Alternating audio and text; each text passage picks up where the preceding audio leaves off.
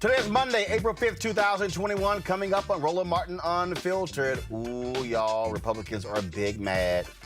They're really upset that Major League Baseball has canceled the All-Star game and corporations are blasting Georgia Republicans for the voter suppression bill. Governor Brian Kemp, he is really upset at Stacey Abrams. And the governor of Texas, Greg Abbott, is like, gosh darn it, I'm not going to throw out the first pitch of the baseball game because I'm so upset.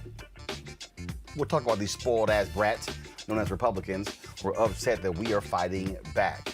The Urban League of Greater Atlanta and other Georgia civil rights organizations sent an open letter to the state GOP and Brian Kemp, basically putting them in check. Will be joined by the president with those details. Also, the Republicans in Georgia, they're saying no more coke in the state capitol.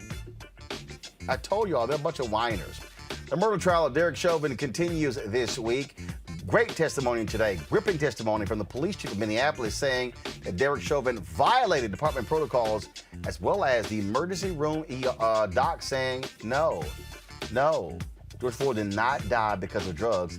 It was because of asphyxiation. Yeah, we'll show you that testimony. Also, we'll talk about the trauma Black folks are feeling watching the trial. All right, folks, in our book club, you'll meet the author of White Wealth. She looks at how the tax code is rigged against Black people. Plus, as the country reopens, are you feeling like you're not as fit and healthy as you should be? We also remember Elizabeth Davis, president of the Washington Teachers Association, killed in a car crash on Easter Sunday. Folks, it is time to bring the funk on Roland Martin Unfiltered. Let's go. Whatever the biz, he's on it. Whatever it is, he's got the scoop, the fact, the find. And when it breaks, he's right on time and it's rolling. Best believe he's knowing. Putting it down from sports to news to politics. With entertainment just for kicks, he's rolling. It's on go, y'all. It's Roland Martin, Rolling with Roland now. He's funky, he's fresh, he's real, the best, you know he's Roland Martin now.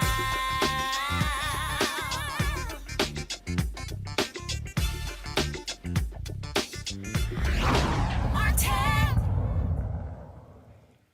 Y'all, excuse me about the whiny Republicans all across the country. They are so upset that corporations are protesting Senate Bill 202. The fight for voter rights continues. On Friday, Major League Baseball announced they will be moving the 2021 All-Star Game and the Major League Baseball draft out of Atlanta in response to the new bill signed into law by Governor Brian Kemp. Poor little Donald Trump has said, no, we need to boycott Major League Baseball and the NFL and Coca-Cola and Delta. Whining. So on Saturday, Brian Kemp, he held a news conference where he expressed his thoughts on the decision and watch the Black people standing behind him. Y'all know we had the little child, Janelle King, on the show. Her husband's out there, and that other fool, Bruce Lavelle, you know, who's scared to come on here. Play this line, fool. Yesterday, Major League Baseball caved to fear and lies from liberal activists. They ignored the facts of our new election integrity law, and they ignored the consequences of their decision on our local community. Georgians and all Americans should know what this decision means. It means cancel culture and partisan activists are coming for your business. They're coming for your game or event in your hometown. And they're coming to cancel everything from sports to how you make a living. They don't care about jobs. They don't care about our communities. And they certainly don't care about access to the ballot box. It's easier to vote in Georgia than it is in New York. Even more ridiculous is that MLB didn't cite a single reason that they disagreed with the bill in their statement. Oh, really, Brian Kemp? Is that what you saying? You really think that we haven't read the bill and all of the lying you're sitting here saying? You look like a damn fool. Stacey Abrams released a statement on Facebook addressing what Kemp said. Let's quote it. Republicans who passed and defended Senate Bill 202 did so knowing the economic risk to our state. They prioritized making it harder for people of color to vote over the economic well-being of all Georgians. Like many Georgians, I'm disappointed that the MLB is relocating the All-Star game. However, I commend the players, owners, and league commissioner for speaking out. I urge others in positions of leadership to do so as well. As I've stated, I respect boycotts, although I don't want to see Georgia families hurt by lost events and jobs. Georgians targeted by voter suppression will be hurt as opportunities go to other states. We should not abandon the victims of GOP malice and lies. We must stand together. Georgia Republicans must renounce the terrible damage they have caused to our voting system and the harm they have inflicted on our economy. Our corporate community must get off the sidelines as full partners in this fight, acknowledging that the provisions of SB 202 do not expand voting rights. They restrict those rights, affecting employees and consumers alike. And leaders must publicly support the voting rights provisions in the For the People Act and the John Lewis Voting Rights Advancement Act to mitigate the harm being done in Georgia and other states. Kind of real clear what's going on here. So why are they acting so butthurt? Because people decide to use their power. Now, NFL Commissioner Roger Goodell also released an internal statement via email to his employees that address the bill. This is what it says. Pull it up, please. I know that a number of you have asked questions about the recent Georgia legislation. Guys, we should make this much larger. Nobody can read this, so why are we even showing it? This is way too damn small. Other states are considering voting-related legislation as well, and we can expect that these bills will continue to generate commentary and controversy, particularly in our current highly charged political environment. We know that the right to vote is fundamental and is at the core of our democracy. We will always support this right, and the NFL has done so in a comprehensive and thoughtful way. Together with our players and so many of you, the NFL and its 32 clubs show true leadership through our NFL Votes Initiative. And it goes on and on and on. So now they're upset with them as well, okay? Now Georgia Republicans are demanding the removal of Coca-Cola products from their offices after the CEO, James Quincy, spoke out against the bill last week. Okay, I thought they were against cancel culture.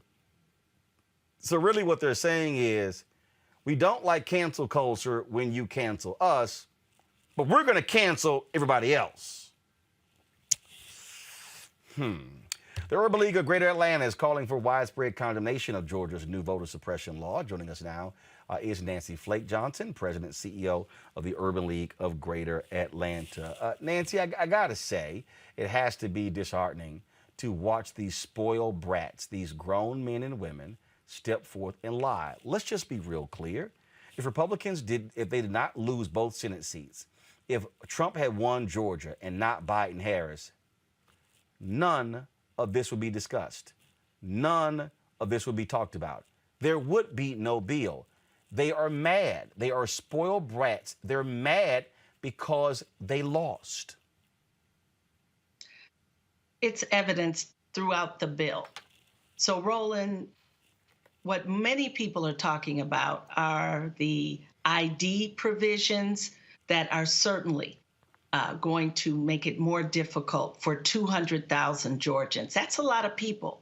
It's a small fraction of the population, but it's probably some of the most disenfranchised people in our population, younger voters and senior citizens.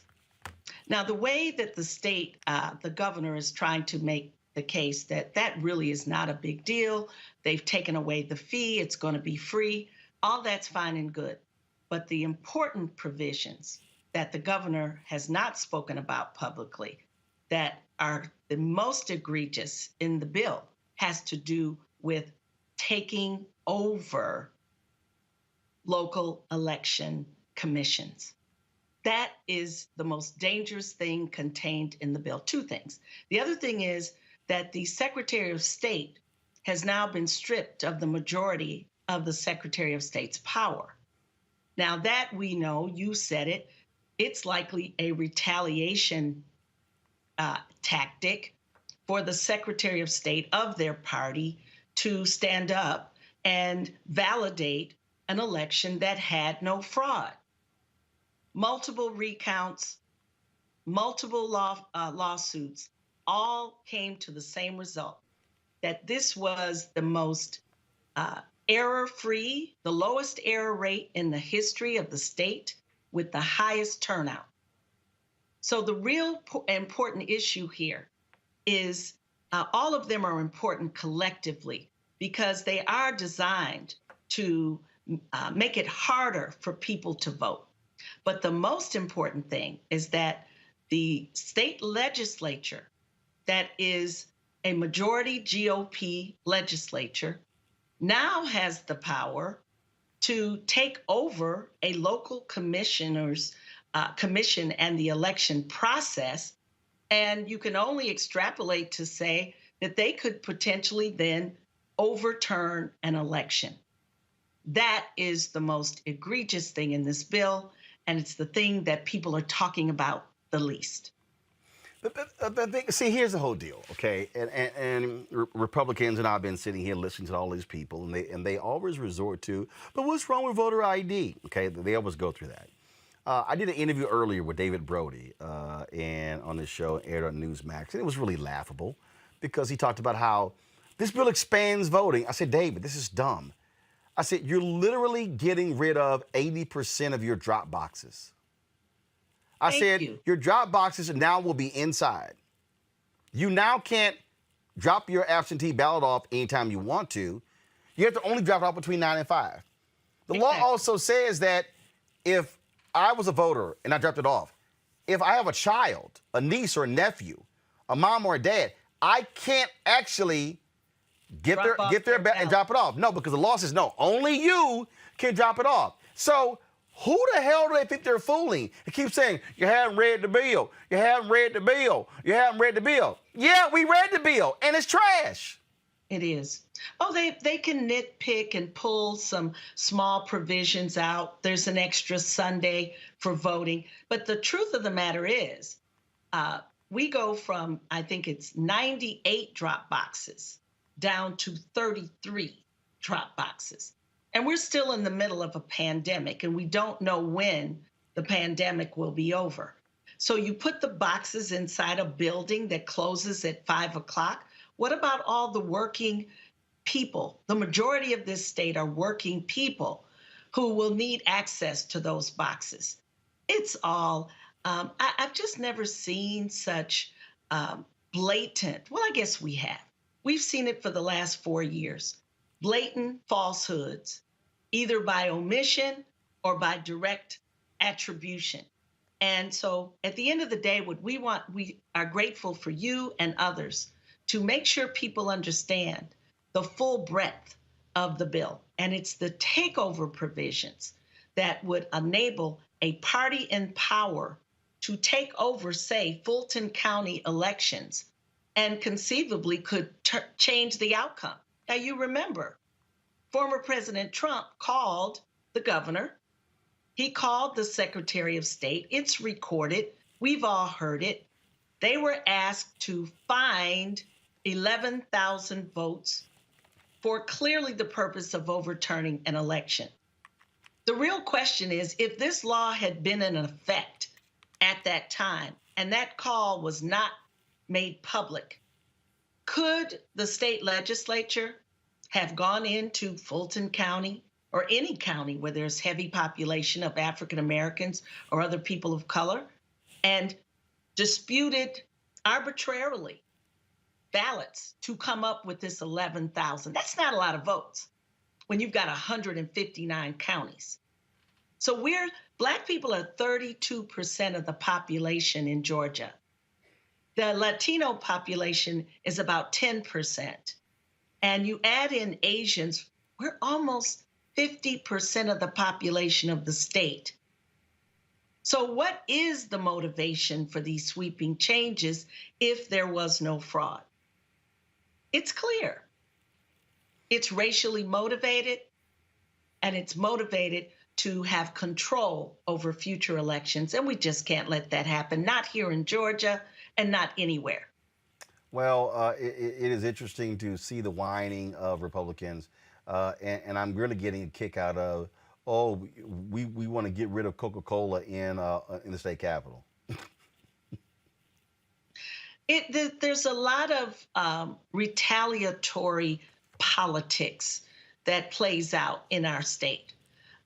When Delta stepped up in, I believe it was 2016, against the Religious Freedom Act that was going to discriminate against our LGBTQ citizens. When Delta Airlines stood up for that, they actually passed a bill that took away some of their tax benefits on a fuel tax or assessed a tax. Punitive politics. Is that what democracy is all about? You don't do what I say, I punish you. And that's exactly what's happening with this legislature right now, with the fact that they are almost a super majority. So we've got a lot of work to do on the ground. We've got to get, for now, this is law. The businesses, the chambers, they put general statements out, but none of them stood strong, but very few rather, stood strong before the bill was passed and put a stake in the ground in terms of their opposition to the bill's content. I will also say, though, the legislature made so many changes. It was hard to keep up, even for the ACLUs, a big partner of ours, and the NAACP, who are at the Capitol every single day. Well, it was a 2-page bill that went to 100 pages overnight. Exactly. Well, And he signed it faster than ever, I think, in history. There's usually a legal review. The governor has 30 days to sign a bill into law, but this was done immediately after the vote. The tactics are clear. well, all right. Well, look, we're going to keep putting the pressure. Bottom line, they can be mad at all the corporations that they want to, but it's going to be real simple. If you don't say something, we're going to penalize you. Simple as that. Pure and simple. Got to do it. And the real scary part, Roland, before we go, this is happening not just in Georgia. Yeah, it's all over. It's happening everywhere. It's all over. Absolutely. Well, we certainly appreciate it. Nancy Flake Johnson, President, CEO of the Great Urban League of Greater Atlanta. We appreciate it. Thanks a lot. Thank you. Let's go to my panel here. Joining me right now, Dr. Cleo Monago, political analyst, who joins us. Also, we have Teresa Lundy, principal founder of TML Communications, and of course, Michael Brown, former Finance Committee chair of DNC. Y'all, I love this one here, y'all. I got to reach out. So, Texas Governor Greg Abbott sent this weak-ass letter to the Texas Rangers baseball team. Dear Mr. Liebman, this is addressed to Mr. Neil Liebman. Thank you for the invitation to throw out the first pitch at the Texas Rangers home opening game. I was looking forward to it until Major League Baseball adopted what has turned out to be a false narrative about the election law reforms in Georgia.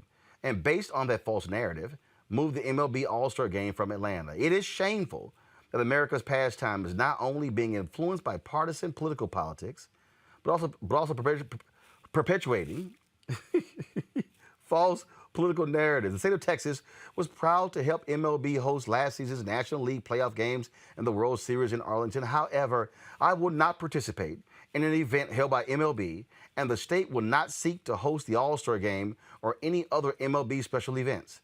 This decision does not diminish the deep respect I have for the Texas Rangers baseball organization, which is outstanding from top to bottom. I wish the team great success this season.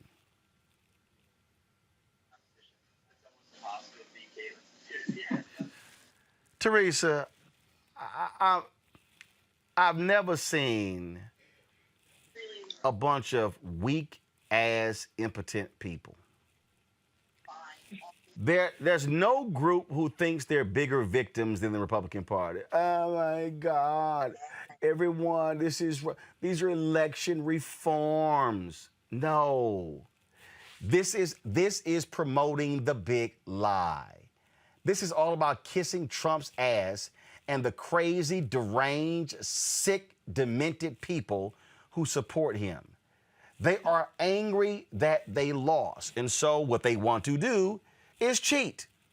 They're trying to cheat in your state by literally getting rid of statewide elected Supreme Court justices because they're mad with their judicial decision. These people love to talk about judicial activism. What they're saying is, if it don't go our way, we're going to change the rules. They're spoiled brats. Yeah, and I've never seen anything like it. And I think this is a moment in history where we're starting to see the case study really unfold, starting in Georgia. Then, of course, you got Arizona, Michigan, and, of course, my hometown of Pennsylvania, where we've seen, Republican legislators have been ruling for decades. And so because of this election, I think they have now become emboldened. So once we saw, Trump lose the election, I believe all that money that Trump was raising for the campaign also all spread to start other committees so they can do voter suppression laws. Georgia is really the case study that I think everybody is paying attention to, and also seeing what works and what doesn't. So I think every state and every legislator that is Democrat, and also those who are Republican who knows this is wrong and really want to get on the right side of change, really need to start understanding that this is coming to a state near you. And we also need to prepare ourselves by not just being on the defense mode, but also finding some solutions, also using their power of the pen to really ensure that the democratic process is not only a fair one, but a just one for future generations to come. Here's the whole deal for me, Michael. Now their new one is, okay, I mean, look at the laws in New York. We're gonna change those too. I mean, that to me is what's hilarious. This new complaint, well, there are more early voting days in Georgia than there are in New York. So you think actually endorsing, there have been progressives who have been advocating for a very long time a change in New York's archaic voting law system. Y'all, that ain't one to stand on. No, it's not. And the whole politics of how it intertwines with sports. We've always had civil disobedience and certainly athletes and celebrities standing up. But I don't know if it ever really transcended like it did during 45's years after, obviously, Colin Kaepernick took his knee and then fire all the sons of bitches or whatever 45 said. It became a different kind of, more in the gutter about athletes and celebrities. I know that the right thinks that most athletes and celebrities are Democrats or on the left, and so they take hits at that. But it doesn't help. To the first part of your question of the segment, it doesn't help when business leaders kind of get very marshmallowish when these issues pop up. There's no reason in the world, obviously, whether it's Delta, Coca-Cola, or a host of other companies that are based in Georgia, saw this coming. They knew that the governor was going to sign it. So there's not like it came as a shock. So those first statements that came out that I just call a little marshmallowish, frankly wrong, and then they had to backpedal. And if you're a Republican or a right leader, they're going to act marshmallowish, so you're able to bully them too. And that's what happened. And so until you stop being marshmallow and come out and really take a stand and really, and then you can't just threaten to leave or threaten to do something. You have to do it. That's really the only thing that's going to matter to folks. Not that they care about a lot of those jobs, even though they, again, think the perception is that a lot of those jobs at the airport and at the Coca-Cola bottling plants are people of color and low-wage earners, so they don't care about them. That's not true. There are a lot of white folks that work at Delta and a lot of white folks that work at Coca-Cola. So obviously the hypocrisy is ridiculous, but until business leaders stand up, this kind of behavior is going to continue. Look, this is real simple, Cleo. If y'all don't want corporations coming after you, if y'all don't want the woke mob coming after you, how about you not embracing white supremacy? How about that? Let's do a trade-off. We won't cancel your ass if you don't embrace white supremacy. I think that's fair. You being so mean to these poor Republicans. I don't give a damn about any of them. I don't give a damn about any of them. I don't either. I'm being somewhat sarcastic, though. You are being mean, but I agree with the mean. Yes, I'm being very mean. I'm being very petty because they are trash, despicable people who are also sore losers. You got your ass whooped. Here's the whole deal. Okay, you're mad. You got your ass whooped. Take the L. But as you know, these people always get mad. and they've always gotten mad, and they always have started saying stuff like, what this guy just said, that because of Stacey Abrams and Biden's lies, the team left Atlanta. It's not logical. But we'll see how this rolls out ultimately, because they've been lying and being illogical and moving the goalpost and saying things that aren't true. I mean, Donald Trump, the former president, lied all the way to the White House and lied all the way in the White House. And from my perspective, if it wasn't for COVID-19, he would still be in the White House.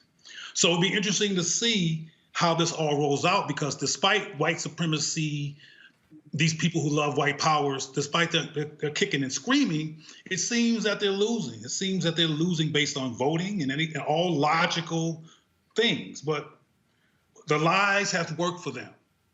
And mixed messages and stretching the truth has worked. So the fact that he hasn't finished singing, we'll see how it goes. See, I mean, that really is what we're dealing with here, Teresa. And I need people to understand, everybody who's watching, who's listening, to understand, these evil, demented people will use the power of the office to exact revenge on anyone. Mitch McConnell came out with a statement saying, you know, it's grossly unfair what these companies are doing, and they should keep their nose out of politics. And here's what I find to be interesting. But y'all don't mind their money. Y'all, because, I mean, y'all were the ones who push, of course, that corporations are people, to allow this all of this unregulated money in politics. Oh, so here's the quote this fool gave to Politico. Y'all go ahead. Corporations will invite serious consequences if they become a vehicle for far left mobs to hijack our country from outside the constitutional order. I'm sorry, Mitch. You can't have it both ways.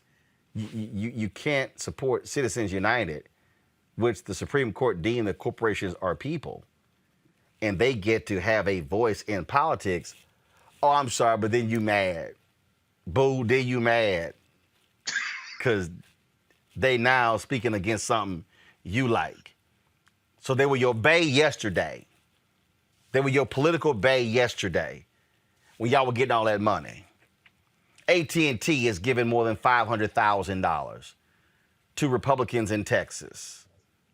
And then Lieutenant Governor Dan Patrick, they should keep their nose out of it, but you got $150,000 from them. So which is it? Which is it? Would you like for them to be, in essence, yo-ho? I guess Republicans are saying, we want y'all to be our hoe, give us your money, and then shut up. So I guess the Republican Party really desires to be pimps.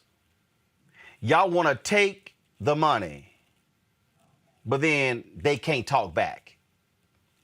That's probably the best analogy I can come up with for today's Republican Party. That Republicans are pimps. Yes, they're pimps. They're pimps, and they want they hoes to be quiet. Yes, I said it. And essentially, corporations are in a very difficult spot, being the prostitutes of the pimps, because for a very, very long time, corporations have been able to donate behind the scenes to campaigns. They have been able to support their candidates, under different IEs.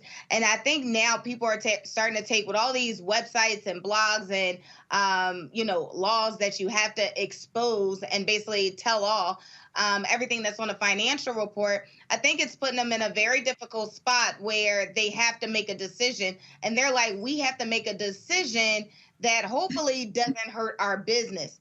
But in this space, and because of the type of products that they're serving and the type of leadership, there's no longer business as usual, because everybody is doing good government. People are starting to look into some of the accounts and some of their positions. So it's just not enough to spend $500,000 on Black and minority communities, and then it's not okay to help voter suppression. So I think a lot of these social justice organizations and groups are really pulling their feet to the fire, same way you're doing, Roland, because if we don't, they'll continuously do the backdoor type of investment where they think it's in their better benefit. So really, they're really playing, bad politics when they're not really listening to the concerns of the people that they employ and those they elect, probably personally, but not publicly.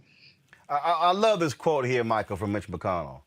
Parts of the private sector keep dabbling in behaving like a woke parallel government.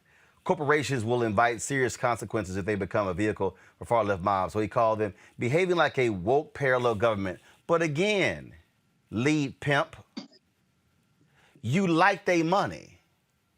See, it's a little hard for me, Michael, to listen to somebody, these corporations. Now, y'all need to shut up. Y'all need to be quiet. But you like their money. And that's how it's, frankly, has been, is, and will continue to be. But that's where I'm not necessarily upset that AT&T gave $500,000 to Texas Republicans. I am. That's that's not that, and I know that's not where you are either. That's not where we are. The issue is, if I'm writing that check for $500,000, you better believe actually I'm going to say something. Right. That gives me more of a right to speak up. So frankly, I don't know why the better comment from Leader McConnell should have been, oh, you know what? I appreciate your thoughts. We take it under advisement, or something like that. Not what they're saying, because it is so tired, and it's going to continue to be tired because they didn't like losing. They never thought they were going to lose those last 2 Georgia seats. They never thought in a million years maybe they was going to lose one of them, but not both. And so I think that sent a shell shock, obviously, through the Republicans. We have to do something. We can't have all these Black and Latino folks voting. That's just not an option. We have to restrict it as much as we can, because I don't know if Biden's going to, that's what they're saying. Their calculus is, I don't know if the Biden-Harris administration will have the courage to get rid of the filibuster to fix voting rights. That's what they're counting on. Now we'll have to wait and see, what happens. Bottom line is this here, Cleo. We should be using everything in our arsenal. Everything. Because what these people are doing is nasty and despicable.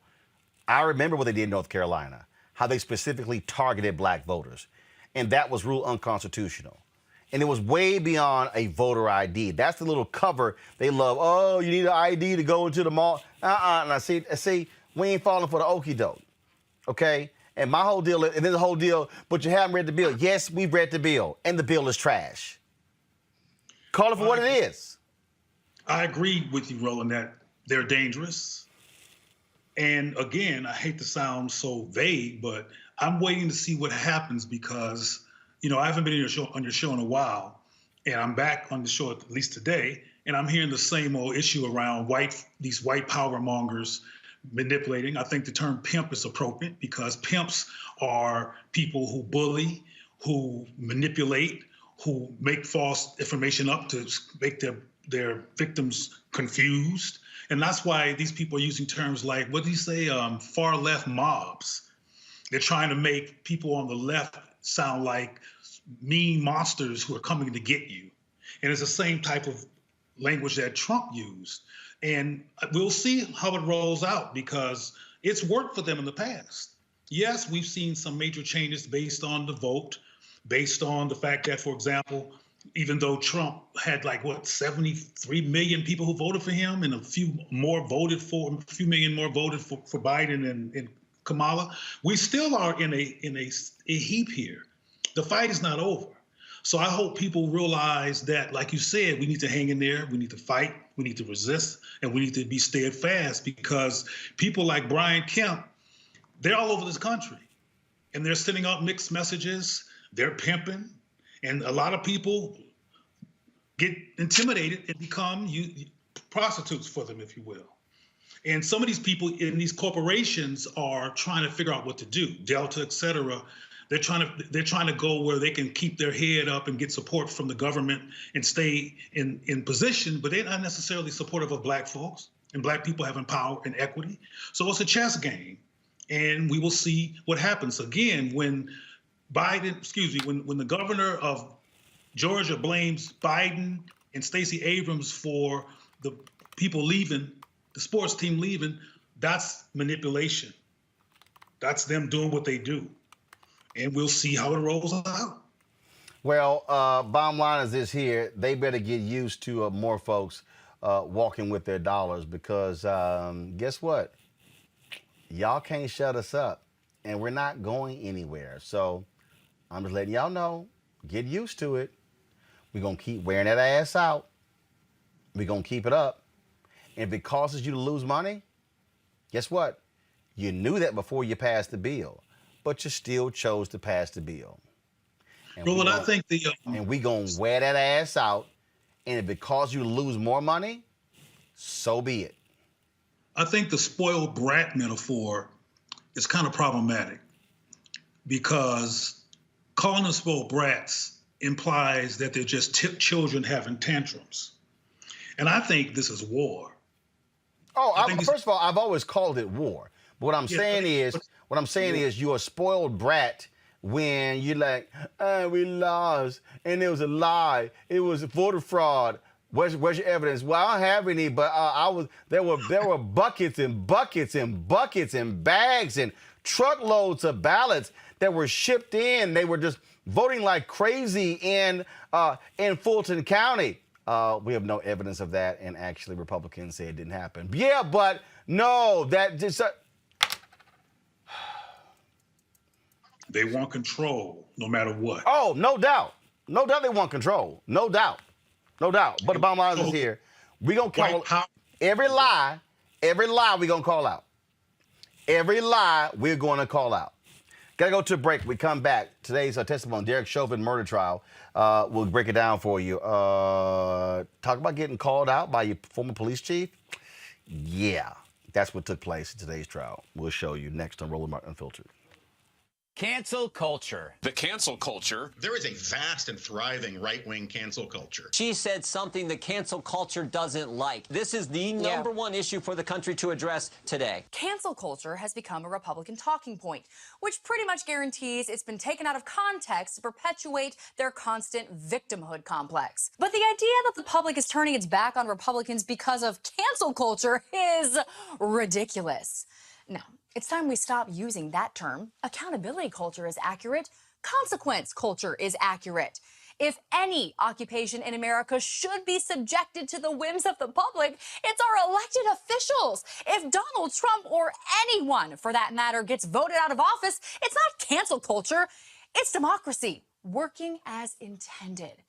And listen, the consequences can be far greater if we don't hold politicians accountable for their actions. Allowing people in power to chip away at our democracy, support white supremacy, or harass teenagers in the street completely unchecked, well, that will most definitely alter your life.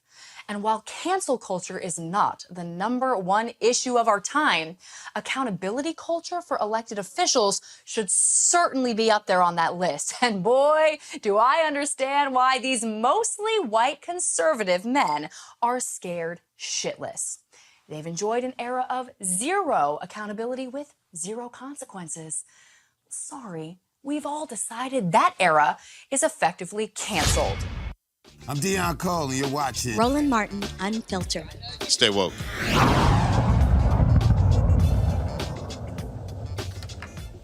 Well, folks, today was day 6 of the Derek Chauvin murder trial taking place, of course, in Minneapolis. It was gripping testimony today as the police chief of Minneapolis spoke, as well as the doctor, the emergency room doctor that treated George Floyd when he was taken in. Here is a roundup. Did you receive any information or indication from the paramedics when they brought Mr. Floyd in that anyone had attempted CPR on Mr. Floyd at the scene on May 25th, 2020? Overruled. I did not receive a report that Mr. Floyd had received bystander CPR, no. Did you receive a report that he had received CPR from any of the officers who may have been on the scene on May 25th, 2020? No.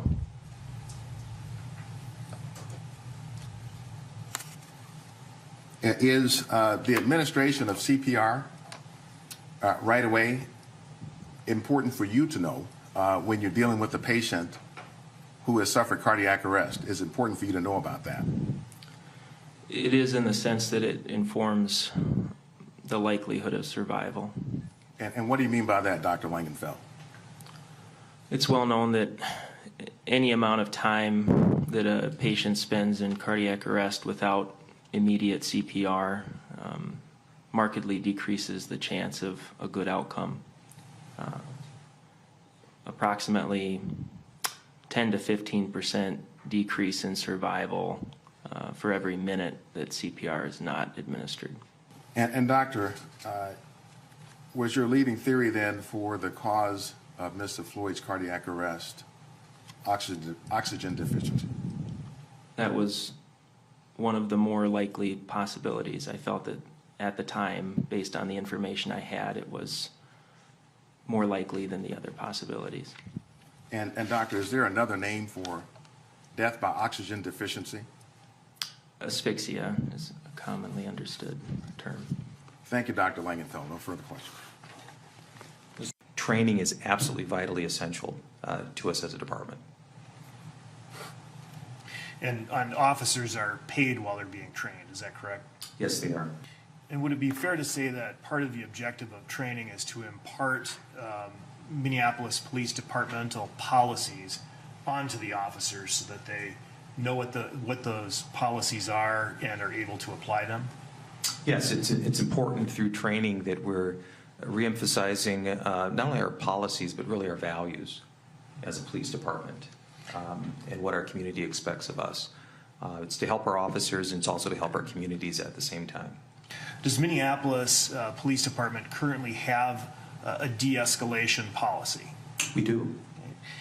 And I guess, is it an either-or alternative? Is it like you either de-escalate or use force, and once you start using force, you just give up on de-escalation? The goal is to resolve the situation as safely as possible. So you want to always have de-escalation layered into those actions of using force. Do you recognize Exhibit 17 to be an image taken from the bystander video that you reviewed? Yes, I do. Now, sir, based upon your review of all of the information that you just mentioned, do you believe that the defendant followed Departmental Policy 5-304 regarding de-escalation? I absolutely do not agree with that. And how so? That action is not de-escalation. And when we talk about the framework of our sanctity of life, and when we talk about the principles and values that we have, that action goes contrary to what we're taught.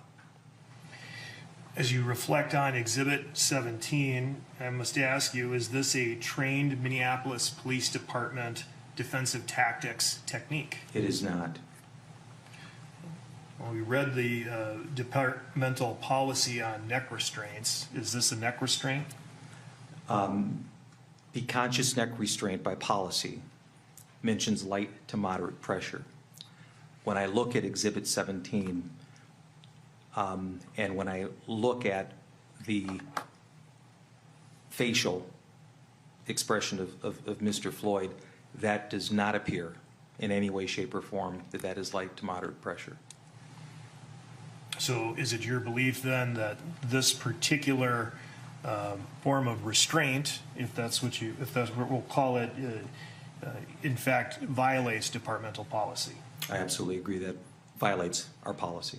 Once Mr. Floyd had stopped resisting, and certainly once he was in distress and trying to verbalize that, that should have stopped.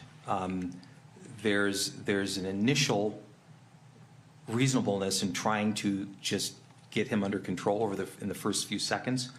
But once there was no longer any resistance, and clearly when Mr. Floyd was no longer responsive and even motionless, to continue to apply that level of force to a person proned out, handcuffed behind their back,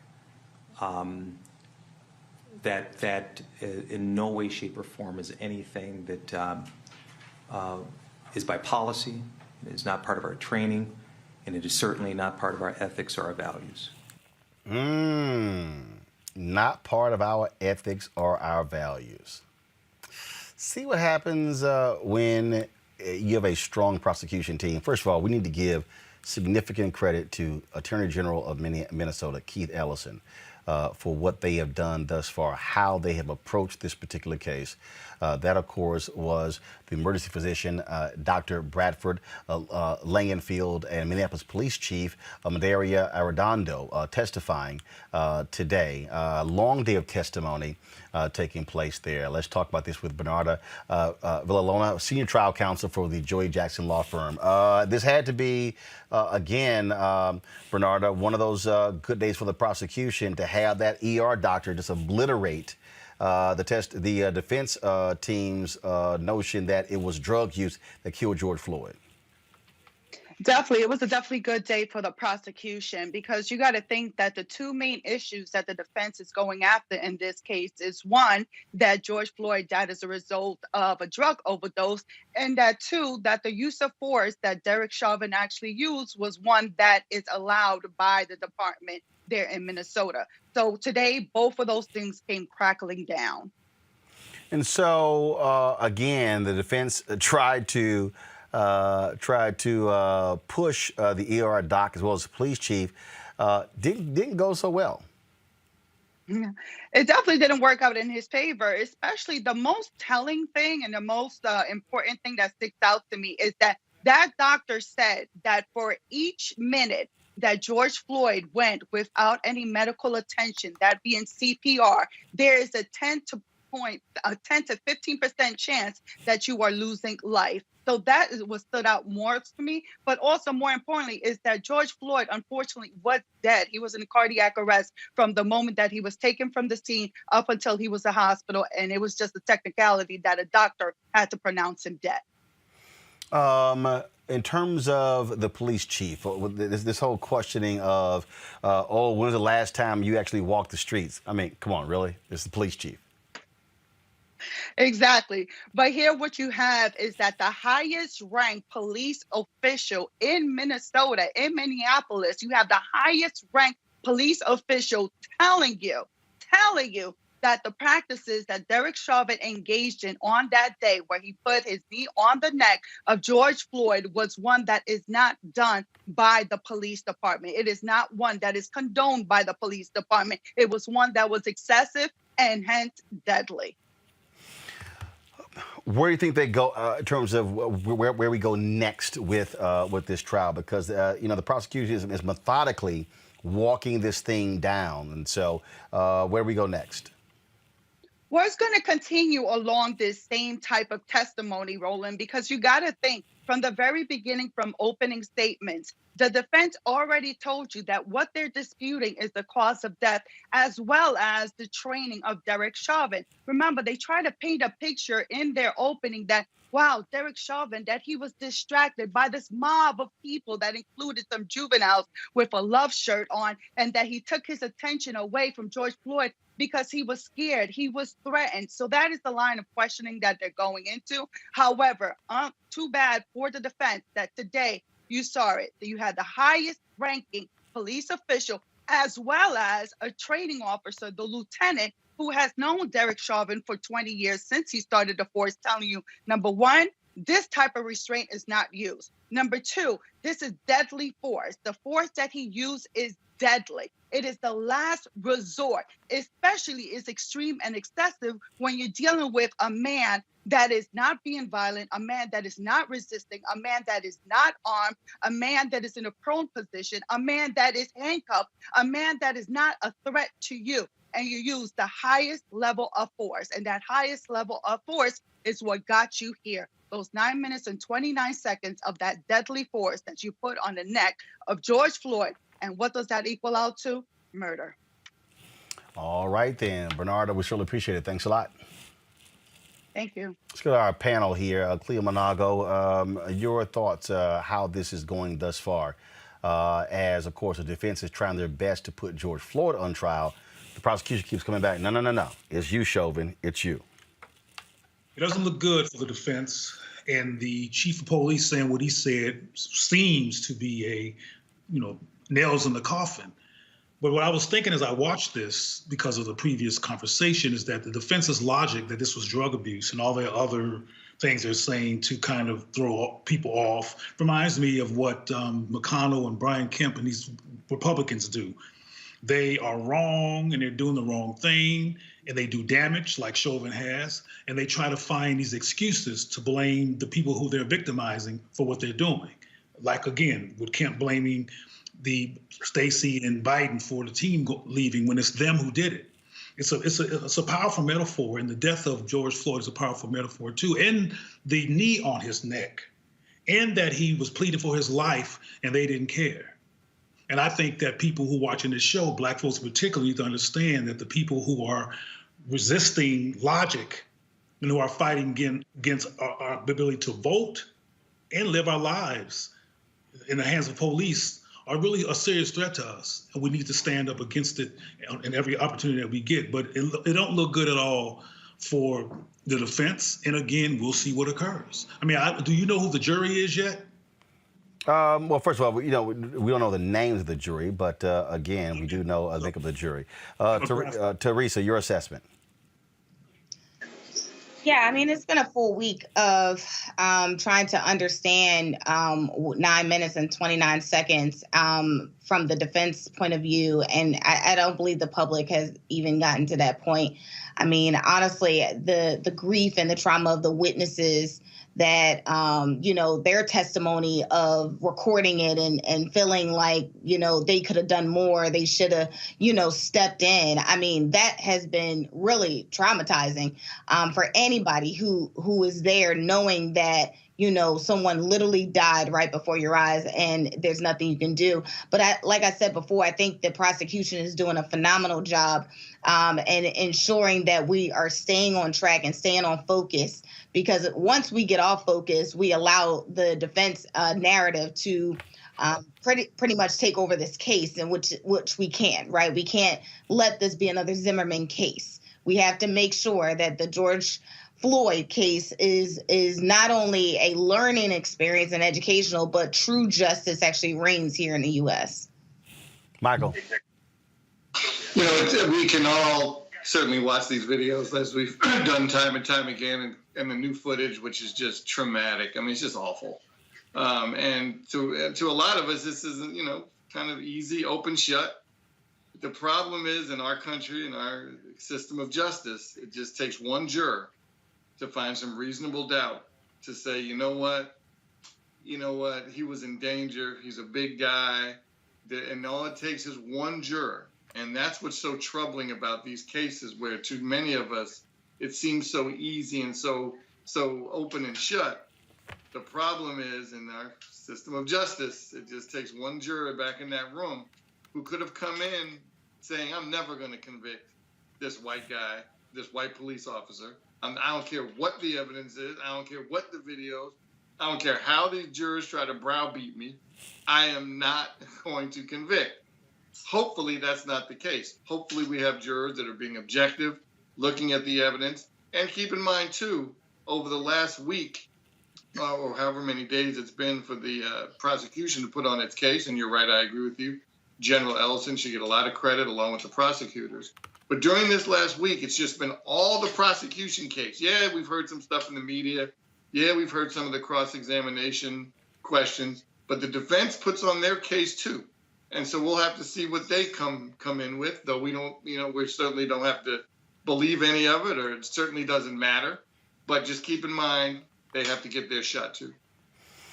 Well, that is the case, and so we'll certainly be paying more attention to exactly what happens with the next phase of the trial. But again, we're now in week 2, and there's more to come. Got to go to a break. We'll be back on Roland Martin Unfiltered in a moment. America is starting to breathe again. A decent man as president, a plan to protect us. It feels almost normal, but it's not. Republicans still will not admit that President Biden was legally elected, which means they don't believe in democracy. They believe an election is only legitimate if they win. That's not democracy. Their plan? Pass voter suppression bills to block minorities from voting, take back Congress, impeach President Biden. We refuse. We refuse to accept the end of the American experiment. We refuse to allow anti-democratic autocrats to steal our country. We choose to fight, and we will not lose. Join us. I'm Bill Duke. This is Diala Riddle. What's up, y'all? I'm Will Packer. I'm Chrisette Michelle. Hi, I'm Chaley Rose, and you're watching Roland Martin Unfiltered. Many of us have been watching the murder trial of Derek Chauvin. Folks have been shocked and stunned and too difficult to actually watch. And others are talking about reliving the trauma of what happened to George Floyd and how it haunts us. Joining us right now is psychologist Dr. Jeffrey Gardier. Doc, always good to have you on the show. Great to have you, Roland. Great to be here. So how do we deal with that? Because I did that first week. I mean, there were a number of people who just simply said, I can't watch this. I can't take this. And not just watching the video, but just the testimony that was given.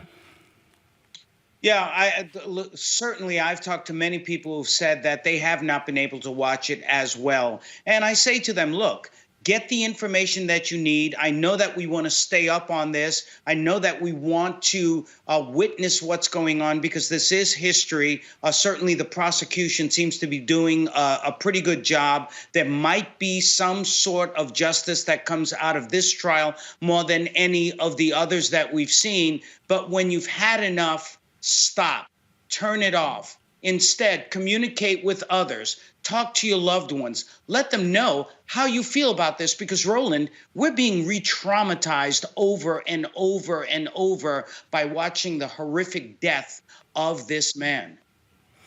And again, not just, I think, just watching the video, but those witnesses who had to recount their testimony and them feeling so helpless as a result.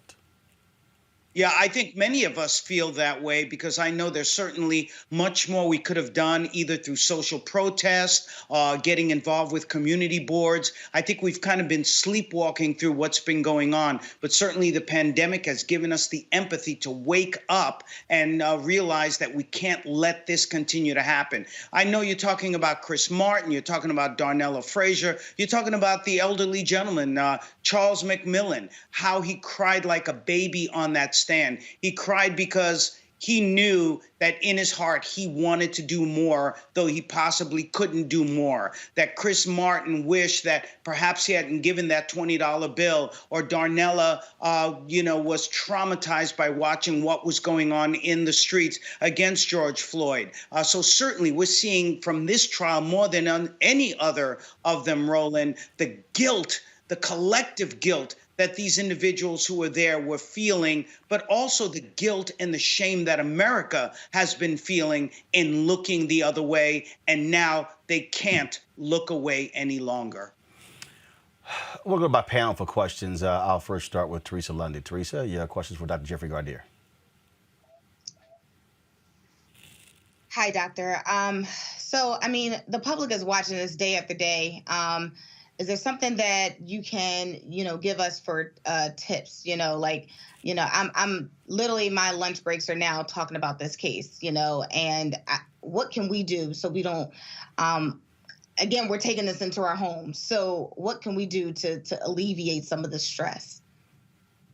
You know what? I think it is absolutely appropriate when we are looking at this trial for us to be able to communicate to other people, as I had talked about earlier, to be able to talk about what that pain feels like, to be able to process not just alone, but with other people who have been through this, and more than anything else, starting to get involved through community policing, through making sure that we're involved with social organizations, because perhaps in many ways with the assault on voters' rights that we're seeing in many of the states in Texas and starting to see in Georgia and in Arizona, this does feel like a psychological and physical assault against us. And the best thing that we can do is to not hold that pain in, but to let it out, to cry, to scream, to protest peacefully. So yes, your question is a good one. We shouldn't be held hostage to this, but now this should be the motivation for us to get out and finally all of us do something about this so that we can try to mitigate these cases. We know they're going to happen over and over again,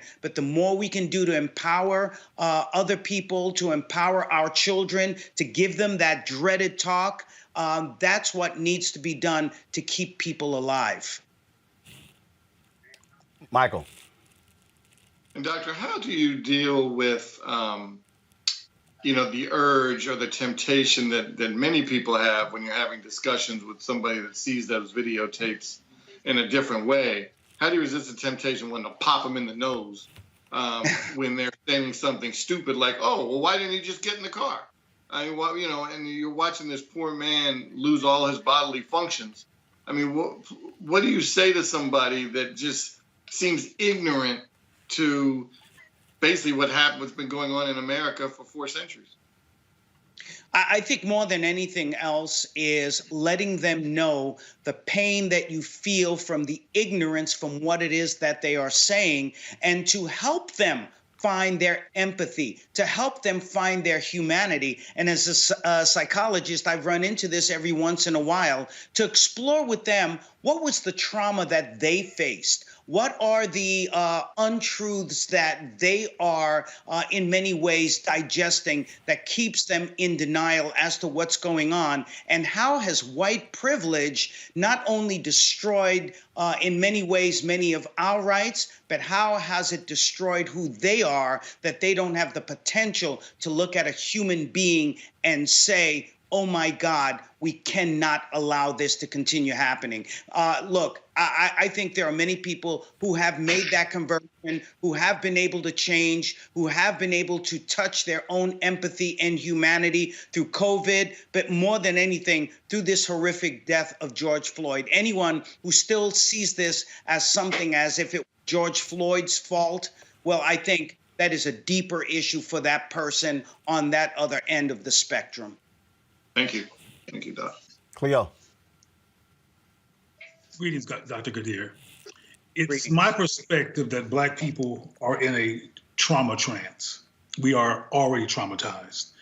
And the trauma long preceded this case and the murder of George Floyd. I have not seen the George Floyd murder. I have not watched the trial. I have not watched any of it because I have seen enough trauma. I'm doing part of what you've already said, which is get out there and do work, be in the community. My work is about trauma deflection for Black people. But I wanted your assessment of this. Do you believe that the murder of George Floyd and all the spectacle is a new trauma, or is it a exacerbation of pre-existing trauma that we're already enduring?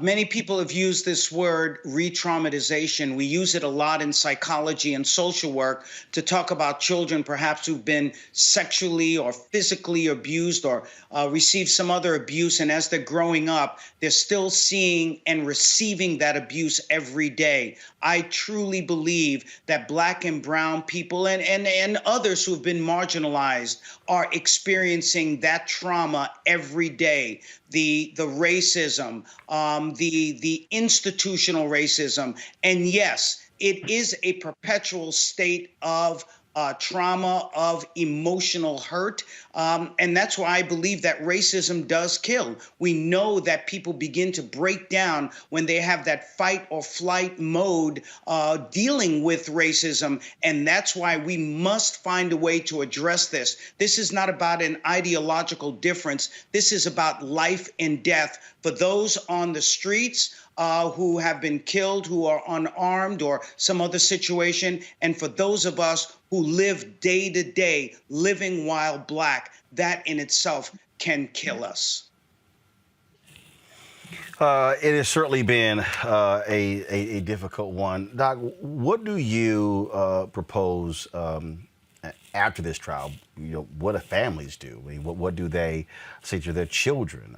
Because the reality is we have seen numerous videos like this. We've seen the Eric Garner video. We've seen the John Crawford III video. I mean, we could just go on and on and on. And so at some point, you know, do folks get numb to this? Or do people just simply say, you know what, I can't take it, I'm gonna turn it off? How do we deal with it where we need to confront it but not run away from it? Certainly, we cannot let this pass as just another incident. This has to be that moment where we say, now, how do we turn the ideas into action? What is it that we need to do? How do we change these police departments? Because we've seen even members of that Minneapolis Police Department have said that what happened between Derek Chauvin and George Floyd was absolutely wrong. That was bad policing. That was police abuse. So how do we use that? I'm sorry now? No, I'm sorry. Go ahead. Go ahead.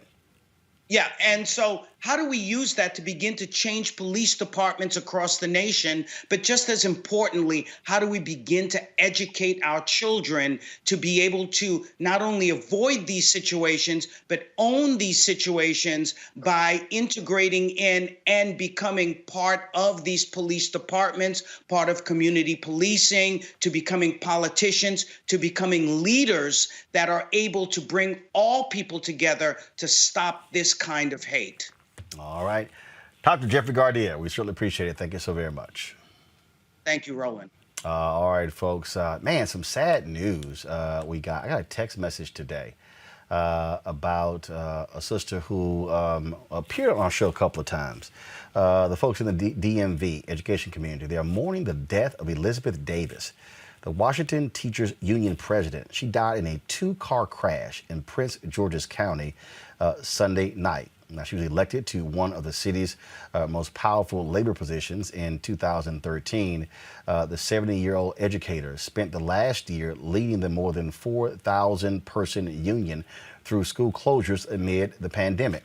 Described as a straight-talking and tireless old-school organizer, Davis revamped the struggling union when she took it over and implemented broad social justice mandates. She believed democracy is at the core of any union, and the Washington Teachers Union needed to have the backing of its members and the public. Davis was known to give every teacher her cell phone number and told them to reach out to her with any issues they encountered, no matter how small. She was born in North Carolina, and her mother moved to the district when Davis was in the 3rd grade in search of better educational opportunities for her daughter. They live in the Capitol Hill area, and Davis attended her neighborhood schools. She was a graduate of Eastern High School and the University of District of Columbia. A teacher for 4 decades, Elizabeth Davis worked at half a dozen schools during her career. Again, passed away yesterday in a tragic car accident at the age of 70.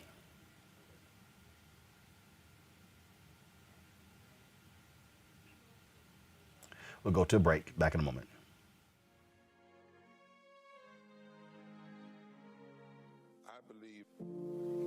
That is movement time again. In America today, the economy is not working for working people. The poor and the needy are being abused. You are the victims of power, and this is the abuse of economic power. I'm 23 years old. I work 3 jobs. Work 7 days a week. No days off. They're paying people pennies on the dollar compared to what they profit, and it is time for this to end. Essential workers have been showing up to work, feeding us, caring for us, delivering goods to us throughout this entire pandemic, and they've been doing it on a measly $7.25 minimum wage. The highest check I ever got was nearly $291. fight for 15 is a lot more than about $15 an hour. This is about a fight for your dignity. We have got to recognize that working people deserve livable wages. And it's long past time for this nation to go to 15 so that moms and dads don't have to choose between asthma inhalers and rent. I'm halfway homeless. The main reason that people end up in their cars is because income does not match housing cost. If I could just only work one job, I could have more time with them. It is time for the owners of Walmart, McDonald's, Dollar General, and other large corporations to get off welfare and pay their workers a living wage. And if you really want to tackle racial equity, you have to raise the minimum wage. We're not just fighting for our families, we're fighting for yours too. We need this. I'm going to fight for it until we get it. I'm not going to give up. We just need all workers to stand up as one nation and just fight together. Families are relying on these salaries, and they must be paid at a minimum $15 an hour. $15 a minimum anyone should be making to be able to stay out of poverty. I can't take it no more. I'm doing this for not only me, but for everybody. We need 15 right now.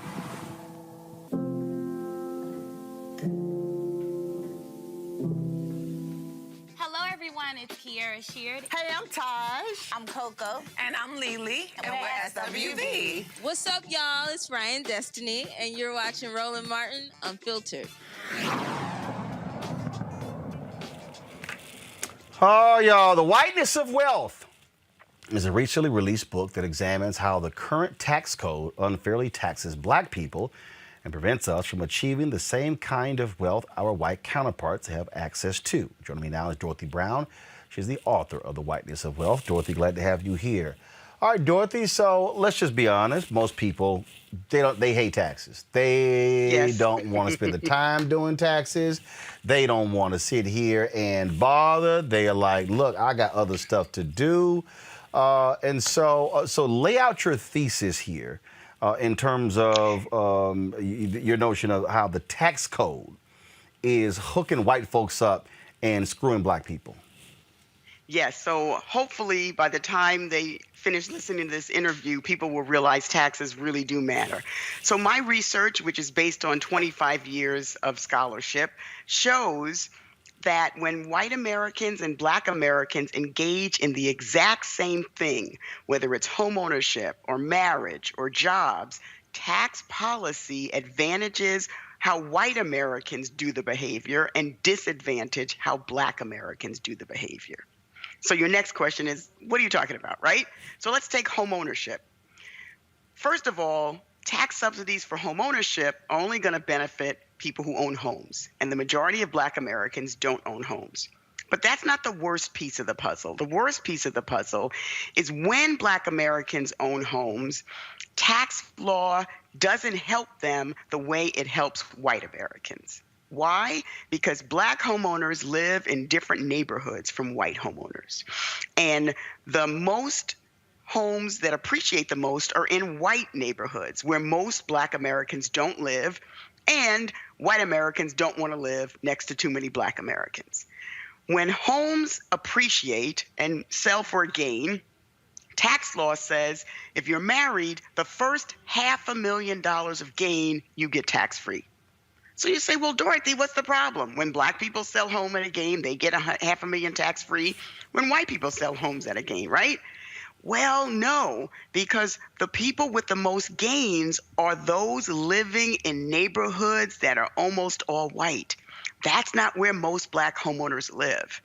And more importantly, black homeowners are more likely to sell their home at a loss.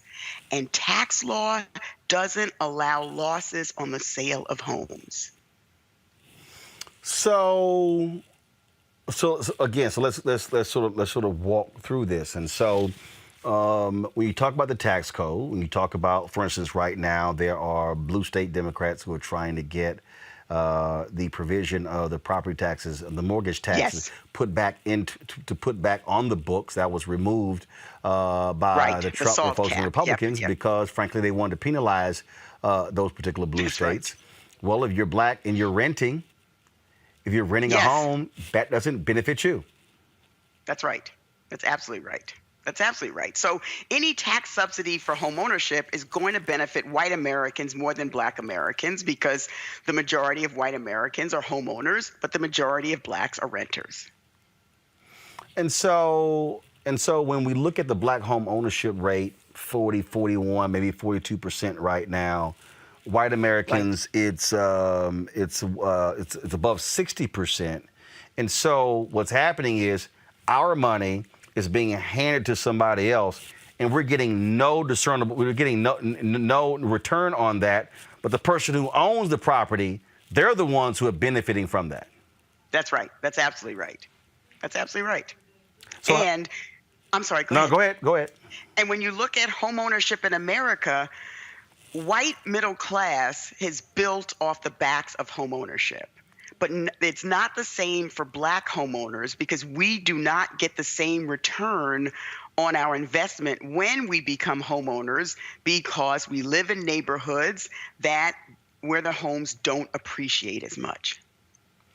How else is the tax code penalizing black folks but helping out white folks? So let's talk about marriage.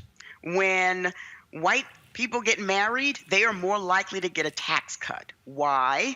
Because they have one stay-at-home spouse and one spouse who works in the paid labor market. When that couple gets married, they get a tax cut. Black married couples, on the other hand, like my parents, and I talk about them in the book, my mother was a nurse, my father was a plumber, their incomes were almost equal. They never got a tax cut because of how the tax laws work, and for decades, they paid higher taxes. So how the tax laws work is if you have a single wage earner household where one person works outside and one person works inside, tax cut. If you have two equal earners, that most married black couples fall in that category, they don't get a tax cut. So here you have white and black Americans doing the same thing, getting married.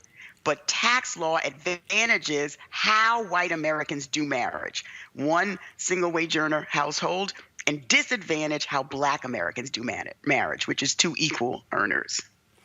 One of the things also that I think when you look at the greatest beneficiary, real estate.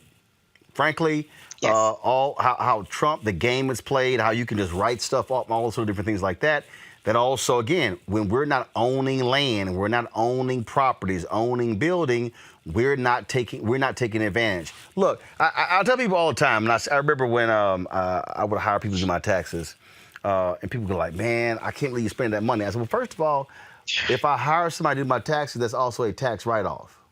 It used to be, yes. And so the person was kind of like, "Okay, what do you mean?" I said, "Yo, white folks created the tax code. Yes. So I'm not going to just fill out an easy form and just go, oh, can I quickly get some kind of check back? No, I'm going to figure out the same thing they've been doing to get rich." Right. Right. And that's what they're doing. That's right. And that's right. And so how do we That's get... right. Go ahead.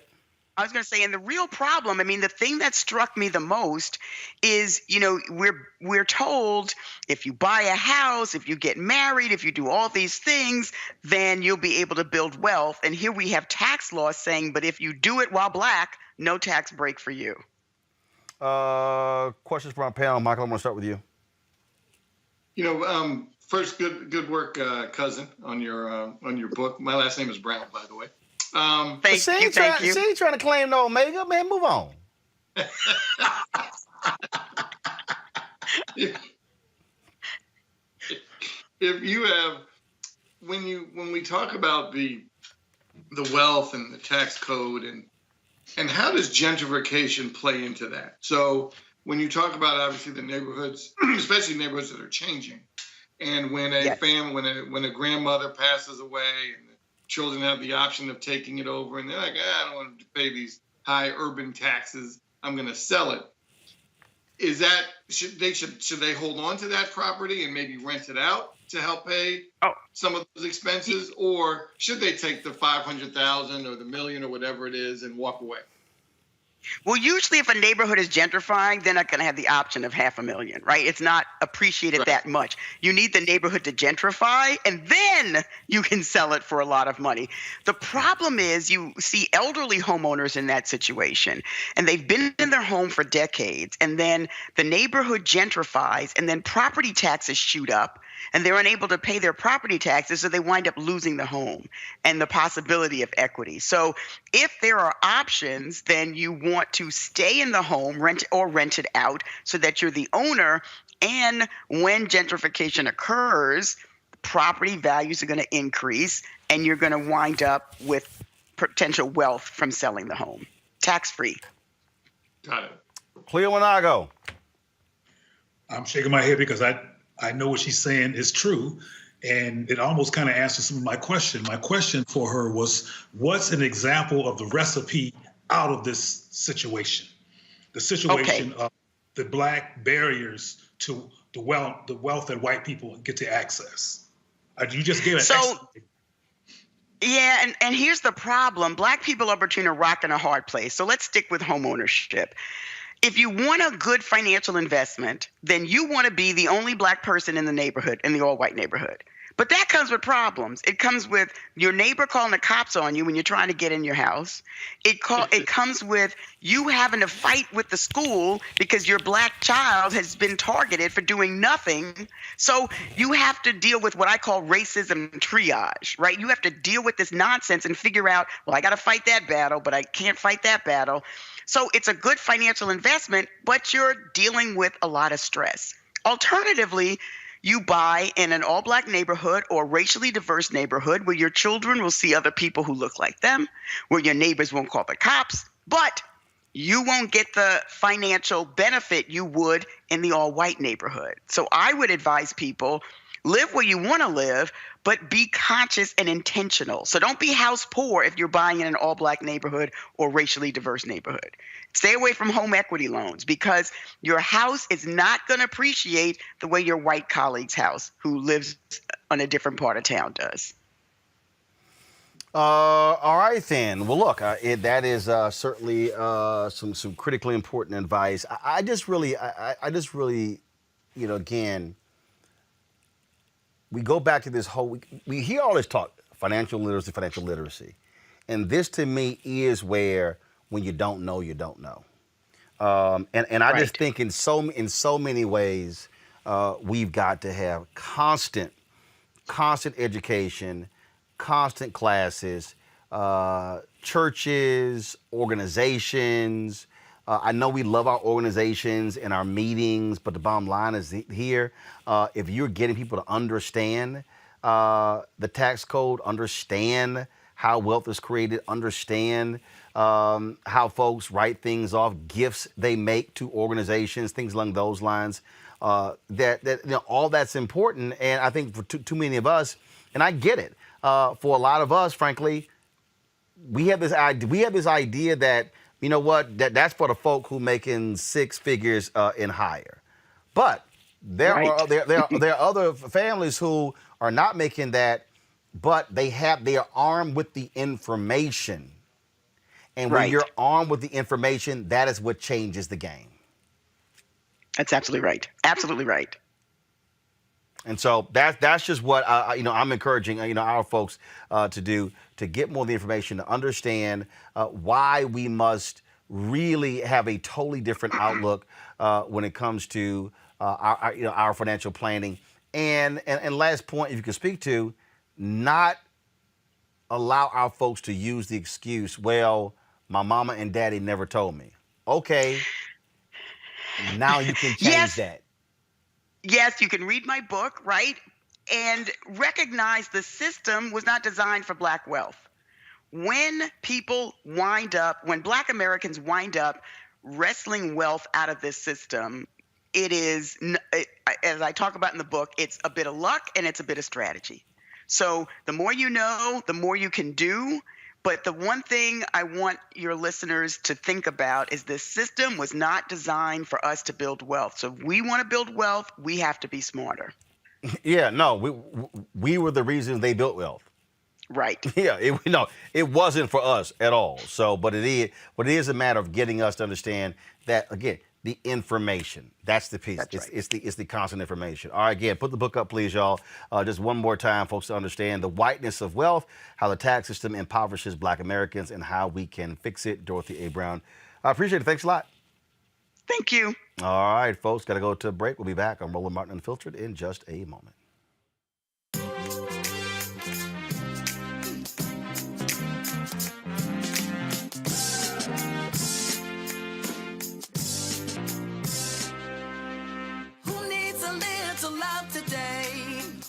Some love sent their way. Who needs love? Who needs love? Who needs a little love today? Who needs some love sent their way? Who needs love? Who needs love?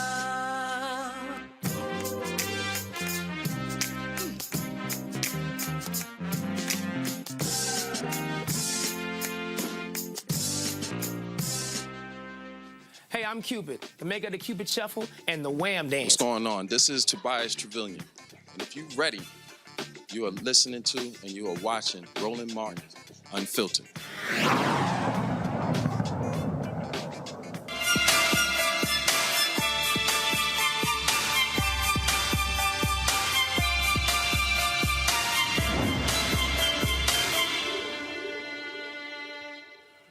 With COVID restrictions loosening up across the country, many people are going back to their lives pre-pandemic, especially getting back into the gym. Is that a good idea? Joining us now from Atlanta's Effect Fitness is owner Dooley. Dooley, how you doing? How you doing, man? All good. So, during the pandemic, it was crazy. If you went to a sporting goods store, you literally could not find any equipment whatsoever. I mean, I'm talking about they were selling dumbbells on eBay for $1,000. They literally couldn't find more equipment. Do you believe that as people getting the vaccine, that folks are going to drastically change what they used to do, flock to gyms, other places, out of fear of contracting COVID or getting sick? I feel like this has been the reprogramming of people's minds has been the toughest part about getting people back in the gym. Like you just said, it is still a fear, it's still a phobia. I got people that just choking on water, coughing, and people looking around thinking it might be COVID. So it's really a reprogramming of people's minds. Like the body is the easiest part to kind of get back where we tried to get it to. It's the mind part that took the biggest toll during the pandemic. And what we're working on really is just reprogramming people's mind to just get back in the gym.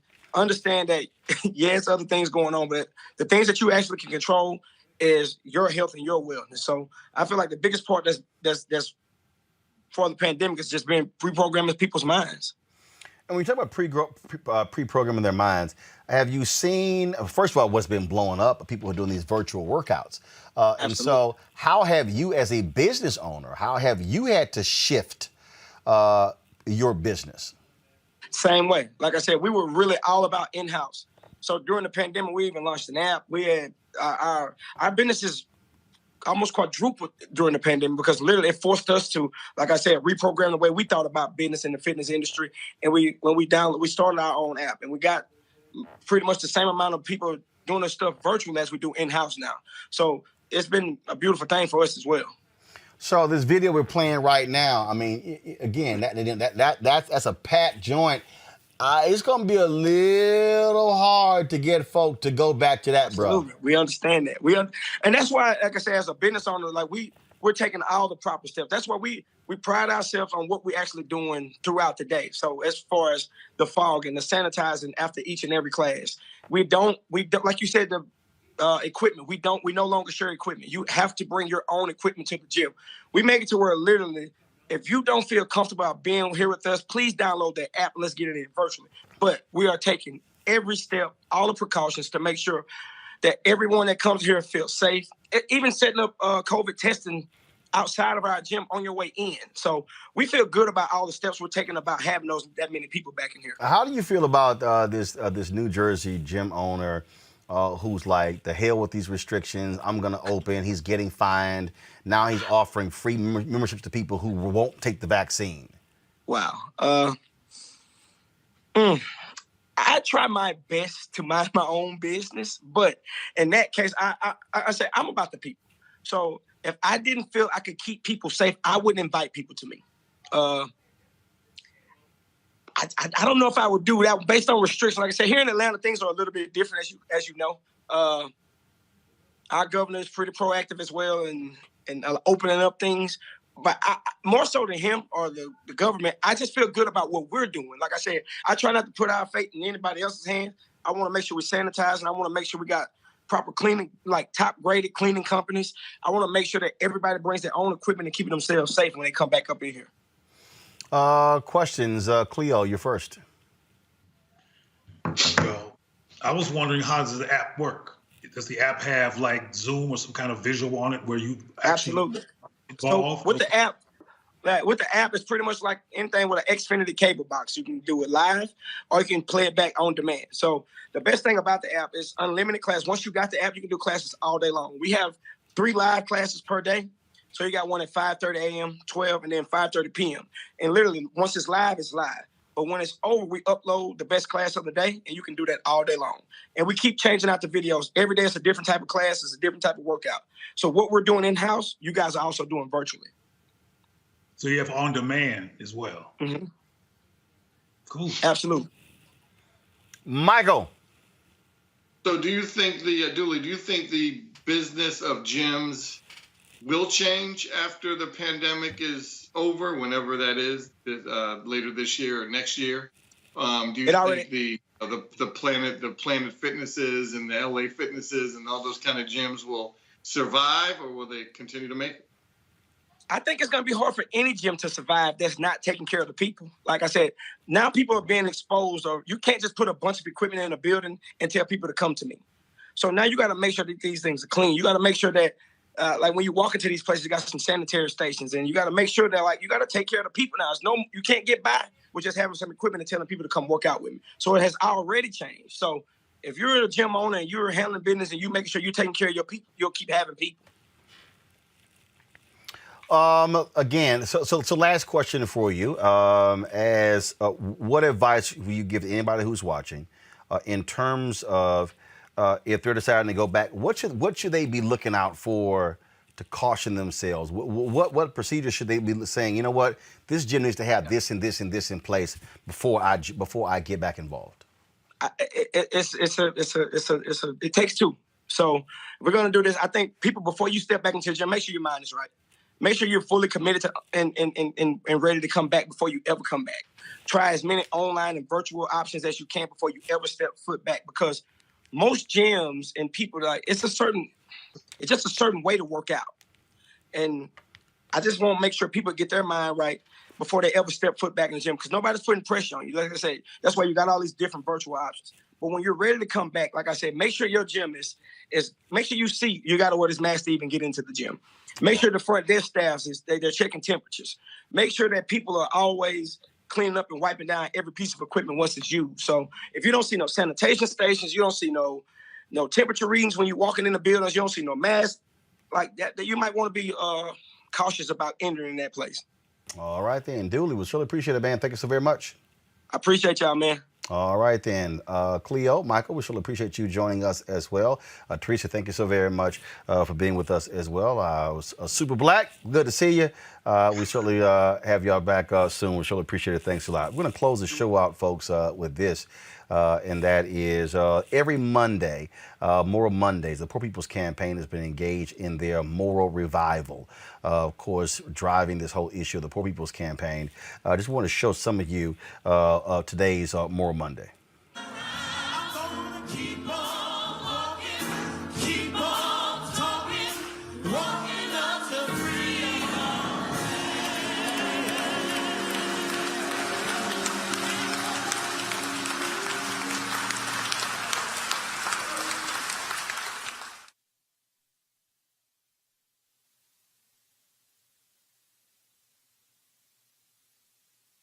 President and Senior Lecturer of Repairs of the Breach and co-chair the Poor People's Campaign, a national call for moral revival. And we are gathering from all around the nation and in the nation's capital today to raise an important issue. I had planned to be there this morning. I was called to do the eulogy for a young man who was shot to death by the police in Virginia Beach under questionable circumstances. And as we were trying to make it there, the traffic became so intense that it kept us from being there on time. But today we come because we as clergy, pastors, imams, rabbis, people from the Hindu community and the Muslim community are challenging the immorality of the filibuster. We can no longer have an impoverished democracy because a minority group of senators want to shut down open debate and shut down bringing issues to the floor to address the critical issues that face us as a people in this nation. We have 140 million plus people now that are in poverty and low wealth in this nation. We have 62 million people that make less than $17 an hour in this nation. We have over 80 million people who make who either are uninsured or underinsured in this nation. We have serious issues to address in terms of coming out of this pandemic, rebuilding from the bottom up and building forward greater in this nation. And we cannot have a system that actually is rooted in an ugly history. Now, many times when people talk about the filibuster, they talk about how it has been used to block civil rights legislation, and they frame it in a racist, as a form of systemic racism. And that's true, but it is more than that. And it's high time that we let the public know it's more than that. Now, yes, in the 1800s, the filibuster was used to stop every piece of anti-slavery legislation, every piece of anti-slavery legislation. In 1937, there was a vicious lynching in Duck Hill, Mississippi, where people's bodies were literally mutilated and burned. The House of Representatives, to honor, to deal with this issue and to deal with the horror of it, they passed an anti-lynching bill in 1837. But the senators and the white Southern members launched a tenacious filibuster to prevent the anti-lynching bill from reaching the floor for a vote. When it came to the New Deal, a lot of the legislation that President Franklin Delano Roosevelt tried to put forward, some historians say that he had to back away from that anti-lynching bill because of the filibuster in order to allow some other pieces of legislation to go forward. What a horrendous trade-off that was forced by those who would engage in filibustering. We know in 1918, however, it wasn't just Black people. In 1918, Southern conservatives in the Senate blocked women's suffrage for a long time by a Senate filibuster. They didn't want the 19th Amendment. So the filibuster has been the antithesis to women in this country moving forward. We know that 5 times between 1942 and 1949, the House passed bills that sought to ban poll taxes 5 times. And 5 times senators filibustered and allowed poll tax to stay on the record. We know that Strom Thurmond and Dick Russell used the filibuster to try to weaken the 1957 Civil Rights Act. And we also know, however, that when we look past the post-war decades, the Senate used the filibuster and other procedural tricks, not just the filibuster, to block labor policies from reaching the floor and policies about labor unions from reaching the floor. We know that the filibuster was used. The party failed at labor's most important goal, and that was the repeal of the Taft-Hartley Right to Work Act, because a bipartisan conservative filibuster in the U.S. Senate was employed. In 1974, a 5-year effort to pass a bill to create an independent consumer protection agency fell victim to the filibuster. So yes, it's been used to undermine things that would benefit African Americans, but also with things that would benefit all Americans. The filibuster has been used. We know in 1972, The filibuster was used to block legislation to give the Equal Employment Opportunity Commission the power to move against job discrimination. For months, they blocked it. We know in 2014, a Republican filibuster successfully barred the Protect Women's Health from Corporate Interference Act, literally blocked it, which was intended to remedy the U.S. Supreme Court's ruling that employers could refuse to include contraceptives for women in their insurance plan. The filibuster the filibuster has been used to block laws that would stem voter suppression. It's been used in some ways, a form of it has been used to block any real votes on things like living wages. And what it does is the filibuster is dangerous to our democracy. It undermines the democracy because the ultimate goal of the filibuster, it is a centerpiece of an arcane obstructionist type rules in the United States that bars the body from the deliberative role that was envisioned by the founders. It has been used to stall presidential appointments, federal judicial appointments, laws addressing unemployment benefits in national economic emergency times. It's been used to block environmental protection measures, global climate measures. It's been used to even block laws that would require disclosure of political contributions in a country where we have such a flood of dark money. The current filibuster rule discourages public debate, and the way they do it now is worse than even in the past. Because in the past, at least you had to go to the floor and keep the filibuster up. Today, if you simply say you don't have the 60 votes, there's not even a filibuster debate. And so people never really see.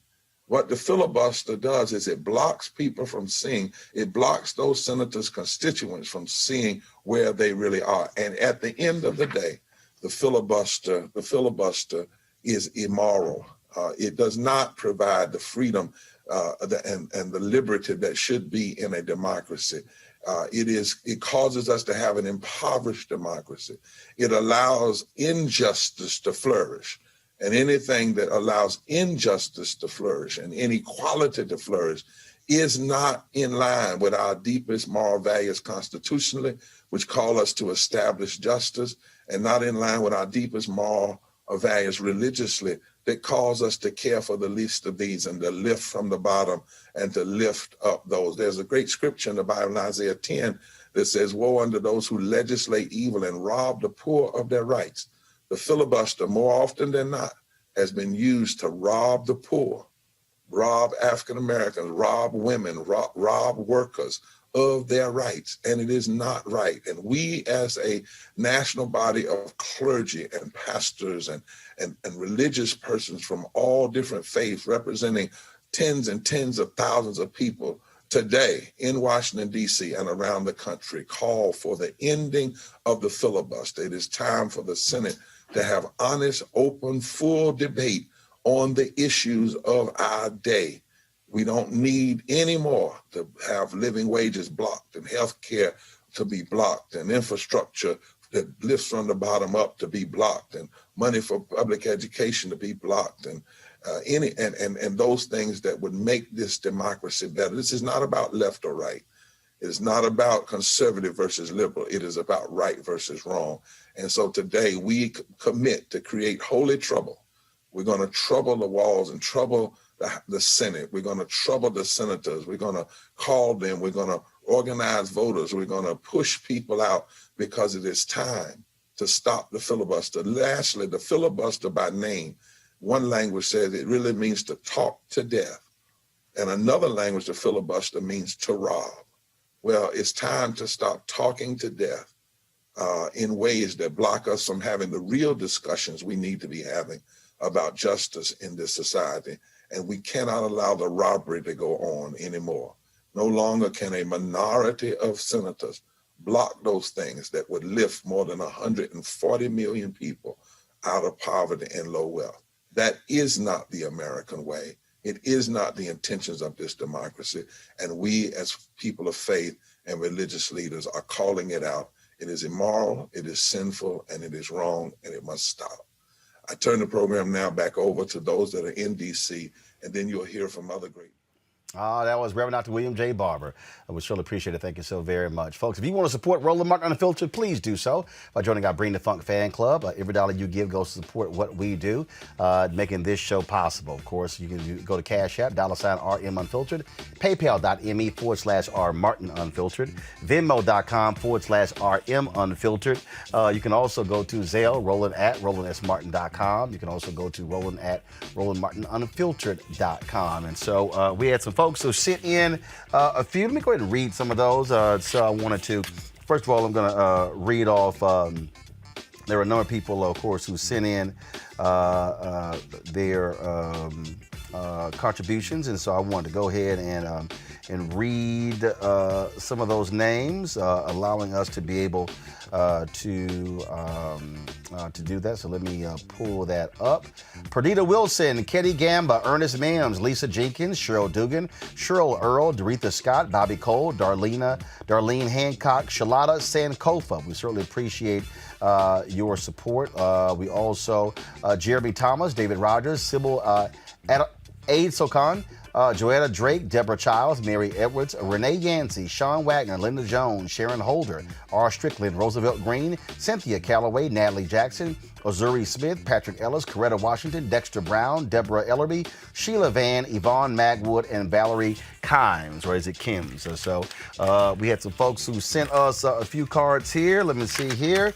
Let's see how Roland, my Bring the Fuck membership is enclosed. Thank you for all that you do. Elbow bumps from North Senior Citizen, elbow bumps from North Charleston, South Carolina. So I certainly appreciate that. Let's see, Roland, blessed to be a blessing, and you are blessing us with the information we need to move forward in life. Thank you. Keep up the good work, Miss LAW. And so I appreciate that. Let's see here. Roland Martin, we appreciate your excellent reporting and your great guests. We have enjoyed your news show for many years. We know your reporting is honest, informative, and moving our communities forward towards a safer and prosperous future. We are happy to support your show and encourage family and friends to do the same. Thank you again. Stay well and safe. Mr. and Mrs. Collins, I appreciate y'all card as well. Thank you for all that you do. You and your staff does. Keep on keeping on. Forever fan, unsigned, but I appreciate their contribution. Let's see here. I just want to say to you, Mr. Martin, thank you. You were spectacular at the work you did in Georgia. Sincerely, Johnny L. Nelson. Johnny, I certainly appreciate that, Johnny. Thank you so very much. You are doing a great service for our community. Hope you reach your goal. Have followed you since TV One, Thursday's panel, and I especially like, encloses my check and support. I also enclose a copy of a project I started back in 2011. If possible, would you pass on this idea? Linda Ziegler. So Linda, I certainly appreciate that very much, Linda. Let's see here. Got a card. Roland, thank you for what you do. Please keep up the good work. That was unsigned, but we certainly appreciate that. Another card here. I just want to say thank you so much for all that you do. I'm a fan of yours and I follow you. I'm learning so much from you. You are a hardworking man. Keep up the good work you are doing. You're educating us, and your fans are so grateful for you. I appreciate you, and I enjoy watching your YouTube channel. I'm not on any other social media. I love watching when you have your panels. I'm learning a lot watching them. You're so funny. You make me laugh. Your facial expressions are so funny. I laughed so hard when you had Bill Bellamy on. The two of you had me crying laughing. I support you, and I tell my family and friends to support you all the time. I'm supporting you with a $50 money order to join the Roland Martin fan club. When you left TV One, I'm so glad you didn't stop. I can see that you're going to get so much bigger. You are doing good. Keep up the good work, Roland. I'm so proud of you. You are in my prayers. Doretha Scott. So, Doretha, I certainly appreciate that. Let's see. I'm going to read one more here. And remember, those of you who are watching us on the Facebook and YouTube, you can join our Bring the Fuck fan club. No need for you to hit us up on YouTube. Somebody said, Roland, the desk is not your, the set is not your desk. Not true. Yes, it is. All of it. Yes, it is. That's how we work. So we got books over here. We got cards over here. We got folks who send in packages over here, and that way I can grab it when we're live. So yes, it is. And so we got a brush, comb the brother's hair. That's how brush the brother's hair is how we do it. All right. So I got this. Brother Roland, it says it says on the front, you don't do it for the glory, but it doesn't mean you don't deserve it. Thanks for so much all that you do, Brother Roland. Much love and respect. Shalata Sankofa. Shalata, I appreciate that. And then, hold on here, y'all. I'm going to give this here. Let's see. Jolene Hives. Roland, I mailed a check for 2021 fan club. It's not showing up in my account, and it hasn't come back to me. Have you received the check? I drove in 2020. Yes, we did. Jolene, I appreciate that. Thank you so very much. Let's see. I'm going to try to read a couple of more before we get out of here, before our time is up. Donation, Napoleon Keys. Thank you for giving civic lessons to young people who don't read history books. Napoleon, that's why we do what we do. I appreciate that, Napoleon. Thank you so very much. Good work and stay on point. Unsigned, thank you. I appreciate that. Another letter. Dear Roland, sorry it took so long to support your work. I've been a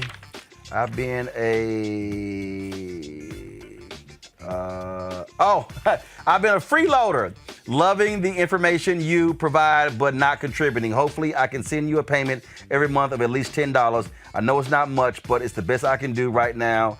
Love your show. Georgia, I can't make out your last name, but Georgia, I appreciate it. Look, every dollar counts, and so there are people who give us $100, $50, $20, $10, $5, $1.